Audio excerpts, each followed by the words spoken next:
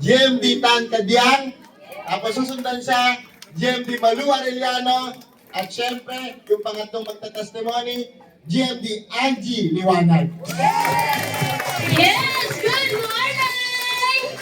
Sino na gustong yumaman? Sino gustong yumaman na yumaman? Alright! Allow me to introduce myself, no? I'm Engineer Christine Tantan Kadiang. I'm one of the Global Marketing Directors of Lifestyles Philippines. Isa po akong licensed Electronics and Communications Engineer. Nagtataka ba kayo? Ba't yung isang engineer ay nandito? Minsan ako nagtataka din. But you all heard about the Lifestyles products, tama? Amazing, di ba? Oo, yun po talaga yung unang nag-attract sa akin sa Lifestyles. Alright? Pero what kept me in Lifestyles is a different story. Gusto niyo malaman? Oo, bago nun, no, I've been into different industries. Sabi nga dyan, I was a jack of all trades but master of none. Sinong katulad ko, mahiyain pero masipag, madiskarte, at kahit ano gagawin para maging successful. Come on, raise your hands! Madami pala ako ditong katulad na mahiyain. So dati po akong operations manager sa isa sa pinakamalaking call center dito sa Manila. Kaso nga lang, no, at age of 32, nagkasakit ako. Sino dito yung may mga relatives, anak, and mga parents na nasa call center? Or kakilala? Sino? Oo.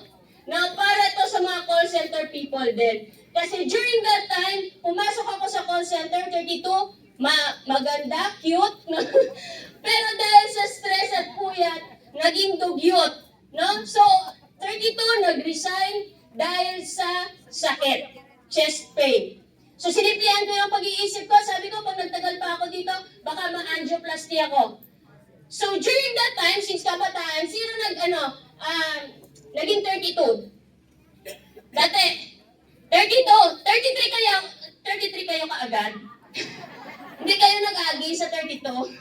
Okay, so, 32 ako, no? So, batang-bata, no? I feel so invincible, kaya ako nagnegosyo. Mahirap pala pang negosyante. Sino mga negosyante dito? Ayan! Ang daming mga negosyante. So, during that time, nagnegosyo ako kasi feeling ko, kaya ko siya. Mahirap pala maging negosyo. Kaya kung titignan nyo, yung cute naging dugyot talaga, no? Kasi pumasok ako sa design and construction na negosyo. So, doon talagang nawala sa akin. Yung savings ko for 12 years, na naipon ko sa pagiging call center manager, nahatak yung pick-up ko, na-foreclose yung condominium na na-acquire ko, and then eventually, pati pera ng parents ko ay nagamit ko. Yung mga negosyante kasi risk taker, tama? Tama?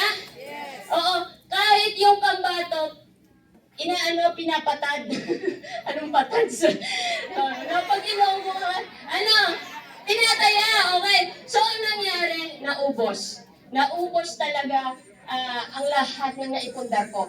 So during that time, sabi ko sa sarili ko, ang hirap pala. So ano nangyari? Kahit ano na lang, nag-start market trader ako, nag-bitcoin ako, nag-farming ako, at sa lahat ng pinuntahan kong industry, ang farming ang pinakamaganda. Alam niyo bakit? Sino mga farmers dito? Okay, madaming kaming nakukuha. Madaming talong, okra, kalabasa, latoy, laswa, wala din kwarta, galing! So, nangyari, nag-grab driver na lang ako, no?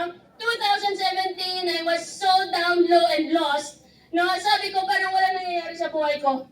Nag-grab driver ako at baka isa kayo sa naging pasahero ko. No?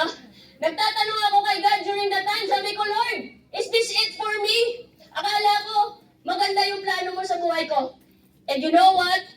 Hanggang ngayon, do you know that God still answers prayer? Sinong nag-pray before pumunta dito? I want to tell you that this is God's answer sa long time prayer na yun. Okay, sabi sa Jeremiah 33:3, call to me and I will answer you and show you great and mighty things you do not know. So after praying that two-liner prayer, Tuesday, I went in Manila, kasi sa Pampanga ako nagsistay, to do my Grab driving. Alam nyo, dito ko na-meet yung angels na walang pakpak.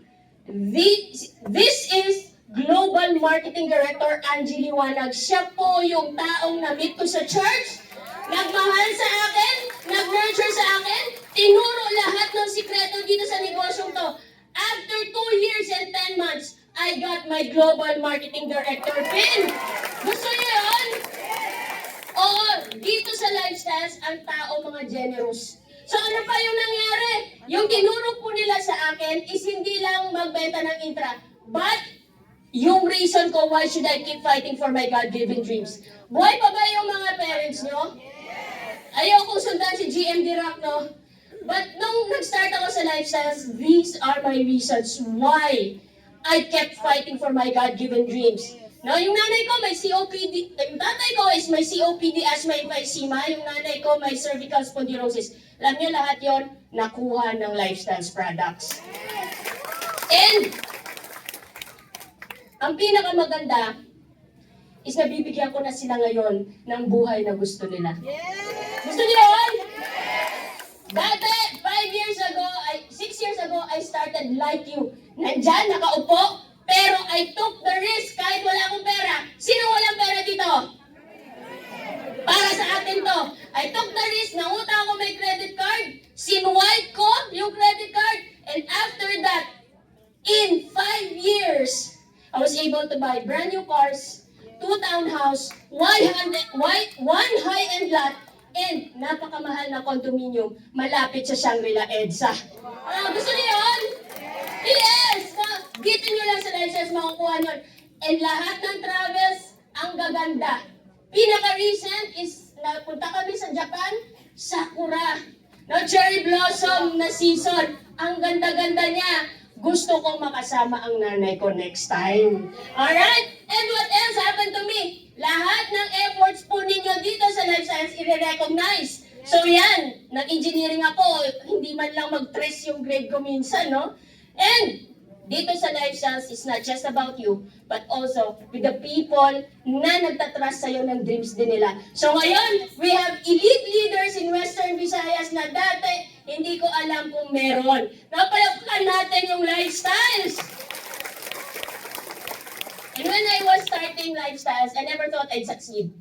But isa lang po sasabihin ko, when God calls you for a mission, you cannot refuse. So tara na, mag-Lifestyles tayo. To God be all the glory.